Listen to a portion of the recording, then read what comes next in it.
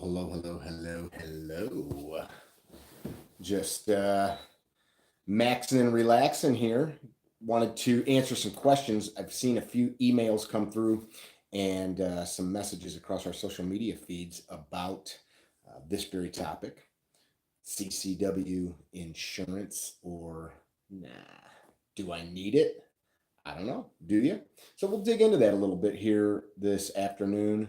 Briefly, I can answer a few questions if anybody's got any. And if you end up viewing this in the future after it's live, you can definitely text us any of your questions. So, this concept, and by the way, welcome, this concept of insurance coverage for armed citizen, a concealed carry holder, is not completely new, but it is uh, often misunderstood. So, a lot of companies in this space now, 10, maybe more. Uh, Full disclosure, I work very closely with a company called CCW Safe, and I want to talk about why I choose to work very closely with that company. They're not paying me to do this video, they didn't ask me to do this video, but I want to kind of explain some of the nuances after years of investing time and research in this exact business model. So, do you need it? Well, if you've ever been in a fender bender, insurance 101, right?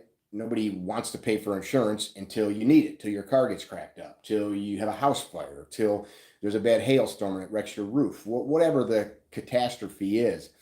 The thing about these insurance programs is, and the reason that I dig CCW Safe is it is technically not insurance. Because it's not insurance, they are able lawfully to do things that other actual insurance companies are not capable of doing by law. One of the pushbacks that I see, or rather the questions people have, they say, well, this company or that company allows me to pick my own attorney. I don't like that in the sense, well, let me clarify what I'm about to say. You want to pick your own attorney, fine. Do you have an expert in self-defense? Not an expert in criminal defense. An expert in criminal defense defends criminals. I don't need a criminal lawyer. I need somebody that is an expert in self-defense law. And that is actually not that common.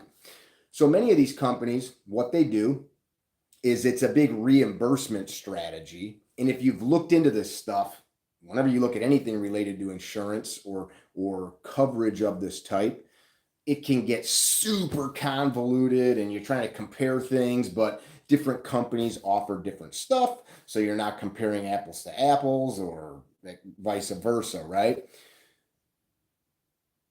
CCW Safe has on staff Don West, Donwest. Write that name down and go look up who Don is. I've met Don many times personally. I broke bread with him. Don is a wonderful human.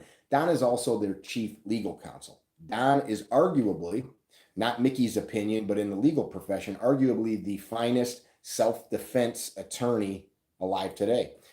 That's their chief legal counsel. And check this out. If you use that service, and I'm starting this discussion out with things I know, and then we'll talk about some of the cons of other companies. But if you use that service, God forbid you're involved in some type of self-defense scenario, you make a phone call.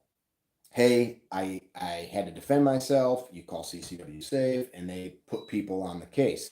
Who do they put on the case? Well, I've got two buddies that work there. Both are lifelong career homicide investigators, street cops, use of force experts.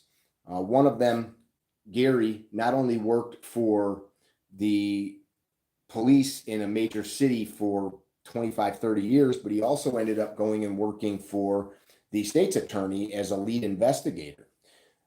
These guys get on airplanes and immediately go wherever you're at. That's pretty freaking cool. I don't think any of these other companies do that. And it's not me just saying it, it's me saying it after talking to people numerous times that have tried to call some of these other companies.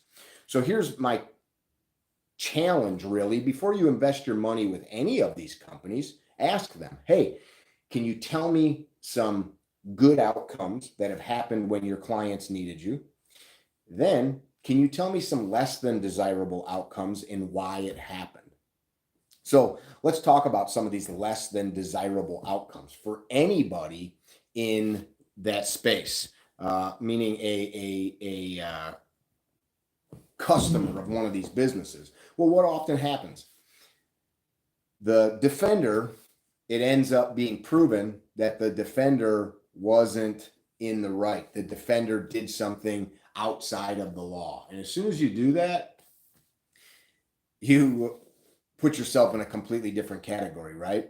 So that's awesome, guys. The biggest issue that people have is just not understanding legal, lawful, ethical use of force. Now, most of these companies that do this, most of them do a pretty good job of having subject matter experts on staff. I've seen it from all of them. And these subject matter experts maybe dissect cases, they dissect kind of famous things going on in the country that people pay attention to, some big self-defense case or something like that. Yeah, there are some states that won't allow it. I heard New Jersey just changed a law. These guys that discuss this stuff, it's education, right? It's free education. CCW Safe is excellent at that. They've got a few guys, Andrew Branca, Don West, and Sean Vincent, all experts in that field that break this stuff down, as well as Gary and Rob High that I started to mention earlier. So you've got these resources where you can glean and learn, okay, here's some stuff definitely to not do. But then just like the vehicle insurance that most of us have, all of us should have, you can have the best insurance in the world, but if you do really crazy stuff and you are the cause of the accident or you are the cause of the whatever the problem was that happened, you may end up not only not getting coverage, but you probably will get dropped from the insurance company and you may end up with some motor vehicle tickets, charges, things like that. So let's see. William says, I have USCCA and US Law Shield, but honestly, I don't trust any of them. They have zero legal obligation to do anything to help you. They are not insurance. They are member organizations. Well, some of those organizations are, in fact, insurance. They might not have a legal obligation, and by legal, they do have a contractual agreement to help you. Here's the thing, and this is why I am so careful about which companies I support. Are you supporting a money-making scheme, or are you supporting good people that want to do good things? Of course, you don't have to take my word for it, but I can only share my opinion based on my experience. Some of these companies are definitely not much more than money-making schemes. Some of these companies have become really big organizations to educate. They provide lots of education. They get a bunch of big name muckety muck gun guys to tag them, share their stuff. They get paid to put their stuff all over their social media. But are they really doing the hard work to help somebody when they're in need? I just heard another story about CCW Safe. A member was involved in a self-defense scenario. This was like a month ago. Two dudes immediately within hours of him being arrested were on the frickin' way to a state like 800 miles away. What's going on here? Good comment. Not sure who to go with. Most feel like ads for cash. Well, and that's so let's talk about business 101, right? Every business. Sometimes I'll get comments from people here on YouTube especially, and they're like, dude, way to be commercialized now, way to go all commercial. Well, dude, we got to make money. One thing I've tried not to do, because we're a training company, so we earn a living there, but a lot of these channels, and I'm not digging on anybody,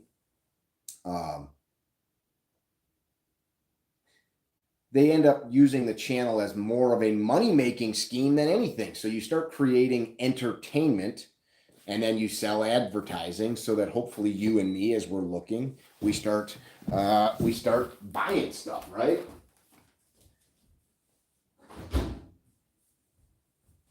Got some stuff beeping in the office here. I wanted to shut it up. So let me see a couple of these comments here, and we'll just peruse them. It's odd that making money is often associated with the bad guys, but the good guys often get associated with not making any money. I agree. So AR Guy 2021 brings up a good point.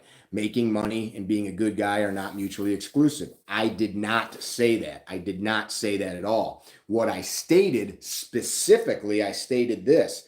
I said when the company cares more about making money, or their focus is making money and not actually delivering the goods or services. And this happens across every industry, right? There's vehicle manufacturers that take people's money. There's investors that take people's money. There's all kinds of organizations and business entities that take people's money and then don't deliver.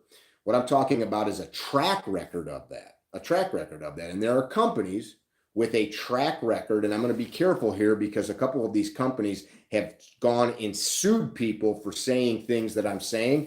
So what I'm doing is challenging you to go do your due diligence and look at some of the companies in question that have been sued by people, that have complaints in different areas to legal entities because they've taken people's money and then not delivered the services. So I agree with your point.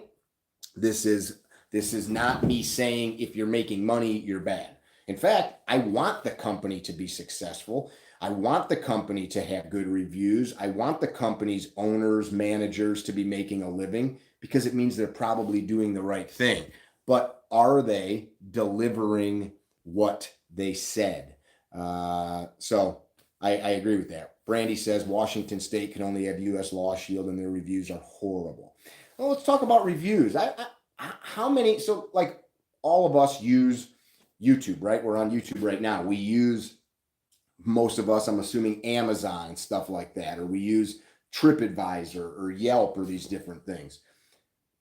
Oftentimes, people that write these reviews are not people whose opinions I trust. People write the most despicable things online. I have a really dear friend of mine that owns a bunch of restaurants, and I've been in many of these restaurants many times, and I'll see things people write online, and it's like, okay, you're just a weird person that just wants to vent to the world about your anger. So are the reviews we're seeing, are they valid things that are actually based on fact, or are they just somebody's stupid opinion because they don't know what they're talking about? Let's see what we got here.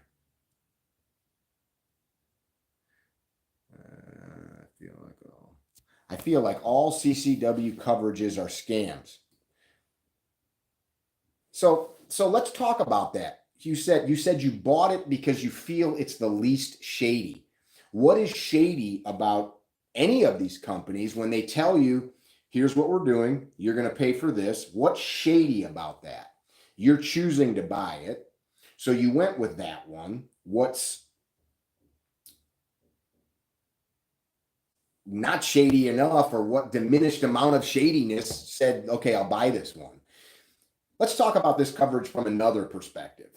If you can't afford to pay your rent and you're working hard and you got a couple little kids at home, and I've been in a position, I remember when my children were very young, I remember borrowing $20 to buy diapers because I was that broke. I remember borrowing money to put gas in the truck so I could get to the job site the next day. So if you're in a position where you cannot make ends meet, this is not a product for you, right? I would almost call this a luxury product in the sense, is any of these insurance type products are a luxury product. I don't mean products that are mandated by law, right? Like if you have to have vehicle insurance, I wouldn't call that a luxury. It's something mandated by state statute. But oftentimes we look at this and we overlook some other things. Well, what are some things we're overlooking? Well, what gets people in trouble where they need this type of coverage? It's because they don't have a wall of books like what I'm looking at here, and they haven't done the due diligence to learn uh, what is required to not get in trouble when you use force against somebody. That said, you can do everything right. You can do everything right and have malicious prosecution. You can have a very zealous prosecutor or judge or state's attorney or district attorney or somebody in a prosecutorial position, pardon me, that just wants to jam you up, right? You can do everything right. But I think too often we're not doing that education. Comment sections in the internet world tell us how often. Go to my Instagram page, and when I share videos of violence, look through the comments and you can see there's a lot of people here making comments that probably don't understand the ethical and lawful use of force. So I don't immediately look at go buy a gun, get a concealed carry, buy this and stuff. I say train your ass off, study the law, and if you can afford the $300, $400, $500 a year, to me, if I can afford it and it's not going to put me in a bad spot, I want it. I want it because if you need this, as all insurance is, you're going to be up shit's creek if you end up having to mount a defense. Now, look, I don't like to work off anecdotal stories. I don't like to work off of I knew a guy who knew a guy kind of stories. I want to work off of legitimately I spoke to this person or I invested the energy to look at the entire story and deduce fact from fiction, and here's what happened or didn't happen. And there are a ton of stories, a ton of cases of people getting really jammed up. And that's why I use the insurance that I have, the coverage. Let's see. We will most likely be found guilty in all civil court. That's what scares me. Well, that is true. I'm going to scroll back up here. And, even vehicle insurance, in my construction background, I worked developing what's called scopes. So a scope is the scope of work when there's a loss. So there's a house fire or a theft or some type of catastrophe to a building. I'd go in and I would help develop the scope of work required to reproduce whatever the structure was, and then attach a number to that. And I worked with a lot of different insurance companies, and there were companies where when I would go out, I'd say, oh, it's XYZ company. These people are going to be a pain in the ass, and they're going to try to do everything they can to nickel and dime the homeowner or the business owner. And there's other companies where you could see these people are value oriented and they want to take good care of the insured. That's the industry term. Insured is the person that has the insurance policy. The same is true in this space. There are companies that their culture, their business culture is driven to the bottom line and not providing value. So when you think about that, and you think about any business, when you're a miser and you try to hold on to every penny and not take care of the customer, what happens in the long run? You get people writing comments online that you're shitty and that you don't care about them and blah, blah, blah. When you are value driven, what does it normally do? Normally you create customers that love you and sing your praises. So in the long run, I'm going to use the word generous, but when you are generous with providing value to your customers, in the long run, you end up usually making more money. I'm going to answer a couple of these questions.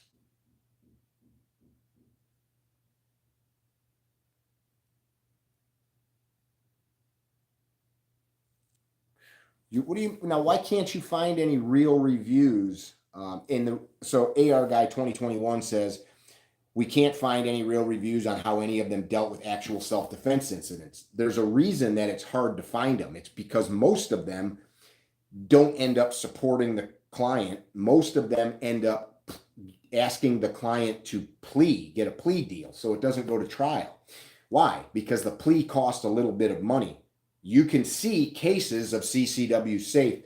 They are, to the best of my knowledge, don't quote me on this, but to the best of my knowledge, at a point in time in the last 12 months, they were the only one of these companies that took one of their clients to trial who was being tried for murder, and they won.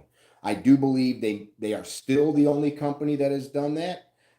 There are companies that have had people charged with murder, but CCW Safe, to the best of my knowledge, and we can look this up, is or was until recently, and I have no reason to believe it changed, but I haven't looked at this in the last few months. They were the only company that took a client, an insured, we'll use that word even though it's technically not insurance, to trial and won. Let's go back to the discussion of, well, I don't get to pick my own attorney. Think about this. Why would the company want to pick their own attorney? First of all, CCW Safe, if you have an attorney, you can tell them I've got an attorney and I love him, and they'll look and see if the person's going to be good for you. Why would you want that company to have their own legal counsel? Well, because it's in their best interest to win, right? It's in their best interest to win. I had somebody that was involved in a self-defense case hire a family friend that was a personal injury lawyer. That is insane. That's like having a heart issue and you go see a podiatrist, or you have a brain issue and you go see a chiropractor. No, you want the specialist that understands what's up. Being a disabled veteran, I can't afford another $400 to $500 a year. And I completely understand that, James.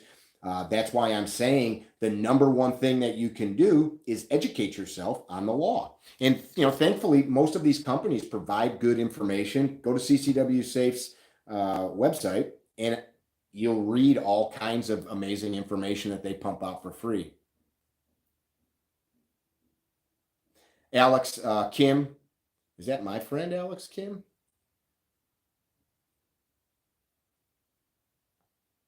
So let's go back even another step. So years ago, when I started digging into all these companies, here's what I did. I called them and I emailed them. I said, hey, I'm Mickey Shook. I'm with Carry Trainer. It wasn't like I'm with Carry Trainer. It was, this is who I am. I am trying to find the best company to refer to people. If you take a look at our work, I have worked very hard the last 10 years that any company that we align ourselves with is the pinnacle of whatever they do, be it a firearm manufacturer, optic manufacturer, a target manufacturer, the Diamondback truck tops that I use. I like the best. The best does not always mean the most expensive, and the best sometimes, maybe there's a better product that's slightly better, but maybe the culture of the company is better. Maybe the customer service is better. Maybe the one product's made in America and the other's made in some factory with child labor. So the best is what we deem to be the best all around, right? So I called all these companies. Many of them didn't call me back, or they just sent me to like an automated thing. 2 or 3 called me back. And when I explained to them what I wanted to do, I said, I want to compare your product in like a real world comparison to other people. Many of the companies were not interested in having that discussion. We did a video a number of years ago, and people in the comment section said, hey, you forgot some companies. No, we didn't. They told me we were not allowed to use their name in the comparison. We called them like other company. They wouldn't allow us to use their name because they knew when their shit was compared in the light of day, it wouldn't look good. So I started developing communication with these companies, and I quickly found out these people are really good dudes. They're guys that I could hang out with. They're guys I could go eat a steak with. They're guys that I could go to the range with. And that's how I developed a relationship with the CCW Safe guys. And that's how, to this day, I work with them. They're good dudes and they produce a good product. Let's get back to some comments here and see if I can't. Yeah, so Eric's saying correct on the murder trial, and it's that's a big deal.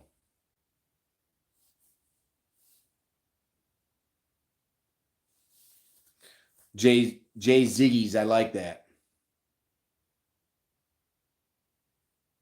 So this AR Guy 2021 says, is there a resource to look up court records? What you can do is some of these cases, so these companies, they say, okay, we had a win. Go look up what the win was. Go look up you can go to any county where the court proceedings took place and look up the records. I definitely have whatever the highest level of protection is. Rittenhouse is the poster child for the need, so I've done a couple videos on Kyle Rittenhouse. We did a podcast with the head of Kyle's security detail. So this guy sat in the courtroom every day for the entire case. And people got mad at me. They might get mad at me now. Kyle is also a poster child for having a high level of wisdom in a situation like that. People get fired up and I don't want to make this discussion about that, but that's also a perfect case of why you should have good wisdom, good thought and analysis before engaging in certain things that can forever alter your life. And the argument often is, well, it was his right to be there. I don't care. I'm saying, let's look deeper. Let's look deeper. Let's see what else we got.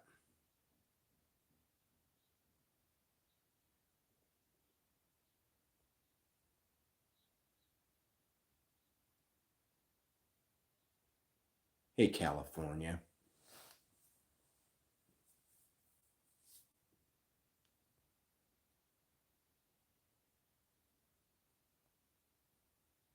I'm just checking up here.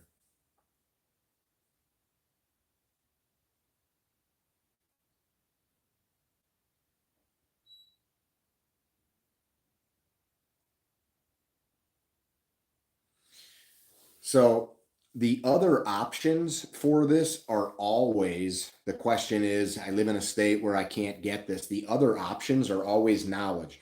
You guys have all heard, guys and gals have all heard this, knowledge is power. I would suggest, and this is not me, I've heard this over the years, knowledge itself is not power. The application of knowledge is power. Here's a good analogy. I'm driving home the other night. I'm getting off the interstate. I'm in a road that merges. My lane is not the lane that merges, but the lane to my right merges into mine, right? So the right lane's disappearing. It's kind of rainy, kind of wet out. The SUV next to me wanted to race. I'm just driving. He didn't like that I didn't stop or speed up, even though it was his duty to adjust his speed to merge because his lane changed. So you know what this person did? They literally swung their car at me and forced me to make a choice of being hit, going into oncoming traffic, or hitting my brakes. I chose the best option, and this person was in front of me. And I sat there and I thought, wow, this person literally just created a situation that could have not only killed me and possibly then, but some other innocent motorist. At the red light, I snapped a picture of their license plate and sent it to a local policeman and told him what happened, and that was all I could do with it. Was there a part of me that wanted to take matters into my own hands? Hell yeah, there was. Was there another part of me that said, let's apply our knowledge and not escalate a situation that's going to put me in a situation where it's probably going to become a physical altercation? Yes. Check that box. Let's go with that. That is the application of knowledge. That is really what you've got to do in those states. Romeo, I wouldn't disagree. So for those of you talking about this, we on our website have a link that will save you some money. So you can do that on carrytrainer.com. We no longer use a code. New Jersey allows a select few. Yeah, I see this.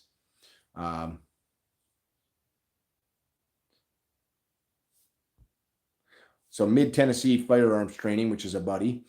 We also live in a society that I think wants someone else to look up the facts for us, I think is what you're saying, and we just sit back and read those. I agree. We need to do our own research. Thank you for that. AR 2021, AR Guy 2021's got a good question here. The basic mandatory training for CCW holders in my state is lackluster. What state are you in, by the way? What do I consider good training to teach in a CCL class? So I teach our Illinois class, and pretty soon Illinois will be carrying bows and arrows. Now we're fighting all those stupid laws. We'll beat them back like we always have. So I've been working on a video, which I might film today. Arkansas, hell yeah, baby. I love that state. It's a beautiful state. Actually, Little Rock has some amazing restaurants, cool little food scene down in Little Rock. My nephew Kanan and I on a road trip through there were pleasantly surprised by the foodie scene. Back to my point and back to the answering your question, and I appreciate that question.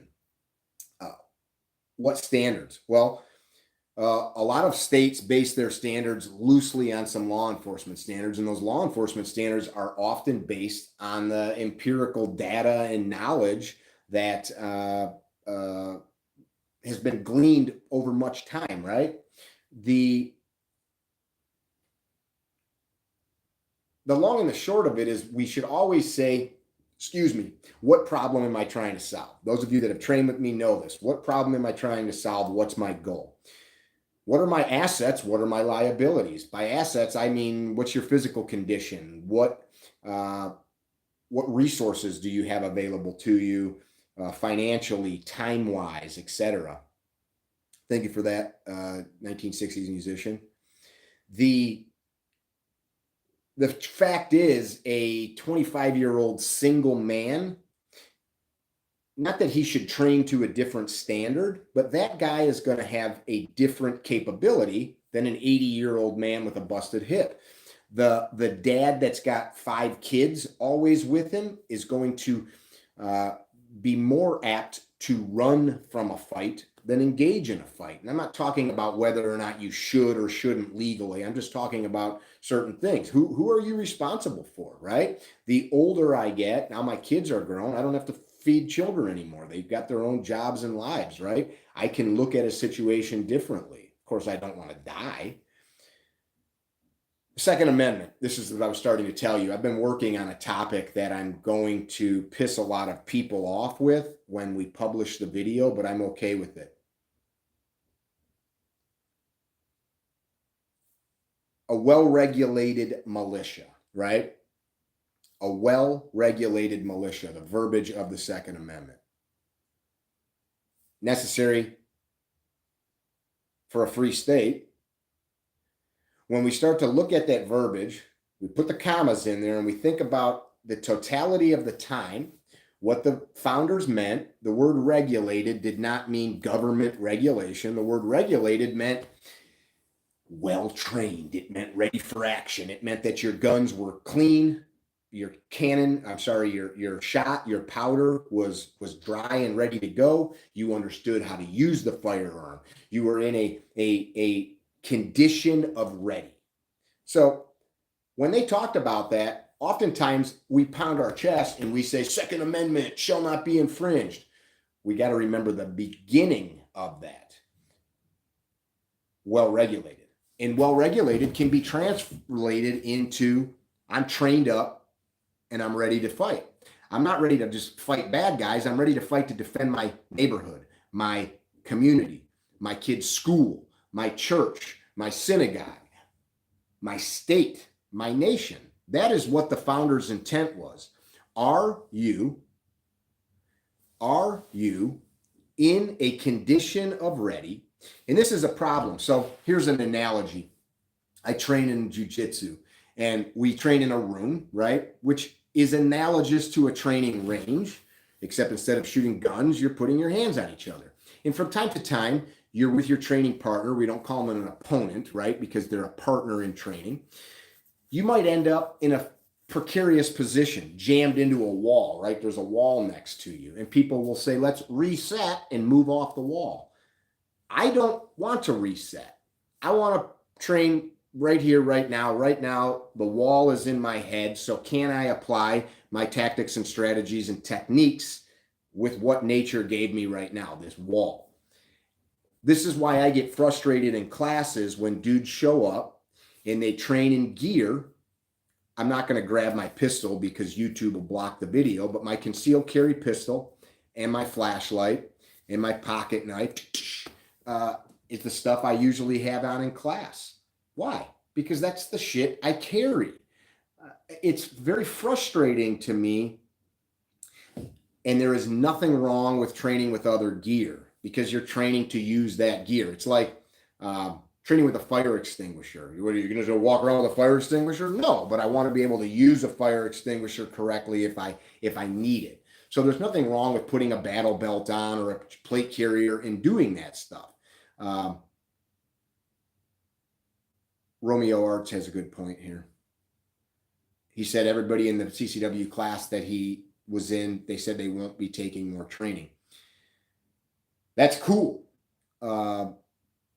It's cool because it's their right to do so. You've all heard Spider-Man, right? With great power comes great responsibility. Don't do what everybody else does. Elevate yourself to a higher standard. So back to this well-regulated. It's Central Time. It is 14:16, 2:16. How many push-ups have you done today? How many air squats? How much stretching have you done? How many jumping jacks? Have you done any wind sprints? Have you parked your car farther from the McDonald's so that you have to walk in, or did you go through the drive-thru? I'm joking about that last one. What are you doing to make yourself more fit? And this isn't, so here's where I think we get a disconnect. This is not just about, I want to be a badass so I can win the fight. How about in all of this, you are cultivating a mindset to win. In all of this, you are creating a better version of yourself. In all of this, so the sheep and sheepdog thing, I dig that, but my goal, I'm not out in the world. These people are not my sheep. My job, so a sheepdog technically is a policeman, right? A sheepdog is employed by the farmer, by the rancher, by the sheep herder. I'm not employed by my community to protect everybody. I'm not employed by the folks around. I choose to do the right thing at the right time if need be, if I'm capable and available, right? I'm not going to leave my granddaughter to go run and help somebody else. F that, I'm taking my granddaughter and we're leaving, right? It was great. I saved a stranger, but I lost my family. Like, that doesn't make sense, right? So I'm not disagreeing with your sheepdog comment. I'm just saying sometimes I think we get a little overboard where it's not my job to protect the whole world. I questioned a local class on their rules for the class. No appendix, no this or that. I asked them if carry that way. So Dallas Kilman, I am not against an instructor stopping people from training in the appendix position. Here's why. I don't know you. I don't want you to put a gun in a position that is highly probable for you to point it at yourself. I don't need to trust that you're going to do a good thing. Instead, I can make you work off of your hip and make good choices until I know what you're doing. So if it's like an 8-hour course or something, there are too many people that do really stupid shit with guns, but that I don't always think is a bad thing. So I gotta know the answer. I gotta ask your view on a video I saw that suggests too much training can work against a person in court if they get involved in a situation. So Travis has brought that up. So this is where we start to get into nuance, right? Why are you in court? Were you righteous in your initial action? Do you have a strong defense? Yes or no? So you're in this situation now where prosecution is saying that you were not involved in self-defense and that you had some type of criminal activity, right? You used unlawful force. So now what you're saying is the prosecutor says, by the way, John Doe here, who says he's got all this training to do the right things, really trains so he can hurt people. Well, what's your training? Which is why it's important what we train. It can be very bad, depending on what it is you're training. But we are judged by our actions. We are judged by what we knew at the time. We are judged by our deeds. A prosecutor trying to paint a picture like that may or may not be admissible in court. If it is, what is it that you're training? So I recommend everybody keep a logbook of their training. I've spent years studying the legal and ethical use of force. So there's a factual bit of data to prove that I've sat through these courses, sat through these seminars, some of them 40 plus hours long, to learn these things. What is in that? I mean, anything can be used against you.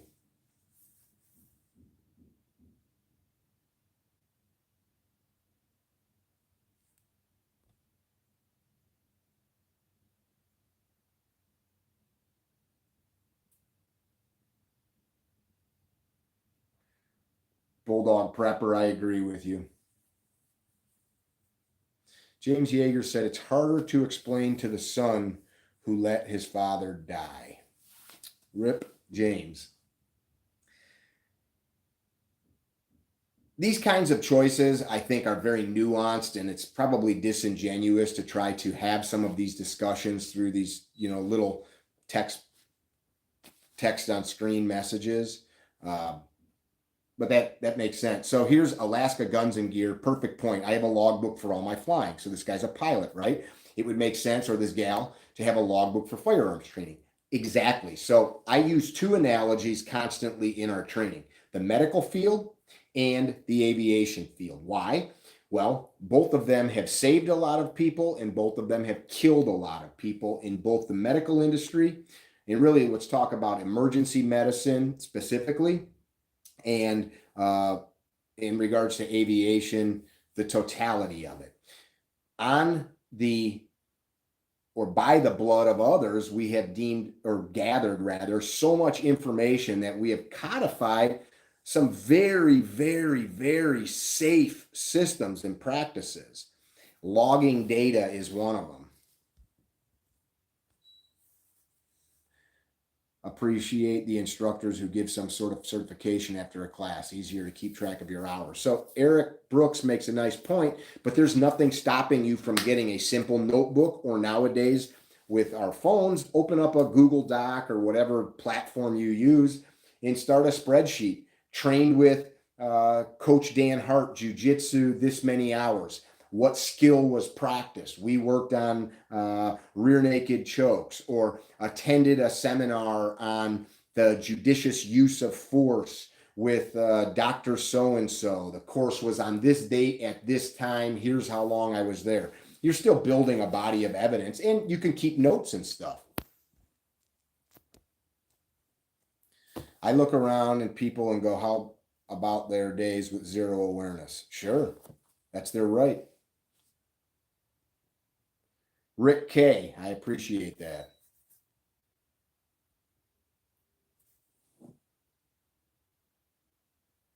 Your CCW instructor made you walk out more afraid.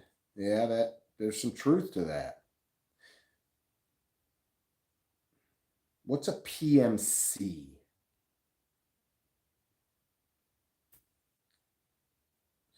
Okay, if you are a CCW, bit of advice: get first aid qualification. If you need to shoot, then administer first aid. Puts you in a very good light.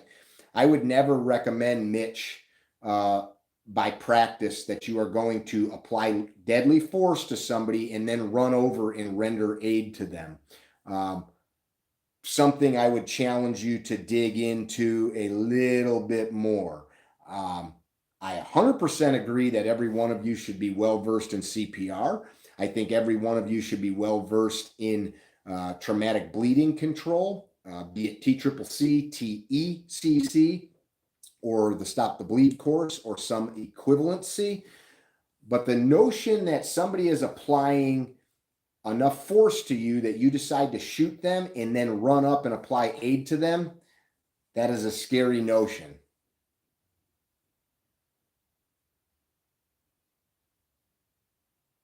That's right.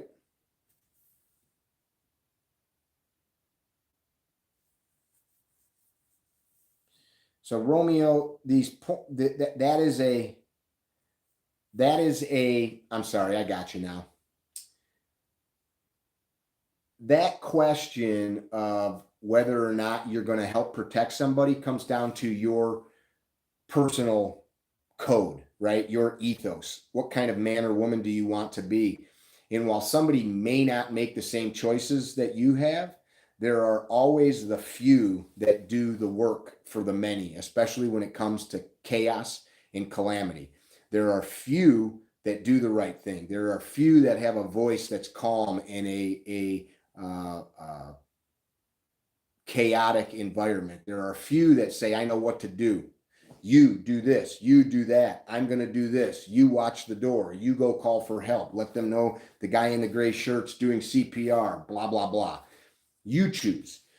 I think that instructor has a point, but I also think that there's some malice there. So here's the synopsis. We've been chatting for 45 minutes. Here's the synopsis. Make good choices on the purchases. Make good choices on how you train yourself. It's not just about going to the range. So I spent years training with firearms. Could I be better with a firearm? 100%. I have friends that are national and world champions. I could go train with them and get better and better and better. Personally, I would rather, because there's only so much time in the day and so much time in my life, maintain a good baseline of skills. So back to the level of proficiency with firearms, I think that you should be able to hit something the size of printer paper 25 yards and in on command every time. I think you should then work to be able to fold that in half and be able to hit that 25 yards and in on command every time. I think that that's a very good baseline skill that's not really hard to achieve. Back to my point, we only have so much resources, and the finite resource of time is the biggest one. So I'm going to be very specific, and I'm going to maintain a really good baseline of skills with a gun. I'm going to develop a good baseline of physical skills, most importantly, physical fitness. Why? Because why am I doing this? Because I want to live. Why do I want to live? Because living's cool. I don't want to die. Well, do I want to have emphysema, heart disease, diabetes, busted joints, be overweight, not be able to bend over and tie my own shoes, not be able to run up a hill? No. So I want to create a life where I'm fit, right? I'm strong, where I can do the things I want to or need to do. This is the totality of what the warrior Bushido is. It's not just the martial craft of developing a skill of shooting or swinging a sword. It's the development of self, of who we are, right? Facta non verba, deeds, not words. Deeds, not words. I appreciate you guys. If you decide that you're interested in what we're talking about, you can go to carrytrainer.com. There is a page for companies that we work with, and there is a link to CCW Safe. You can check that out. I believe it saves you some bucks. If you've got questions, you can send me an email. I oftentimes do not have the time to go read through comments. You can send an email to training@carrytrainer.com, training@carrytrainer.com. I appreciate that, Travis. Storbakken, that's a nice name.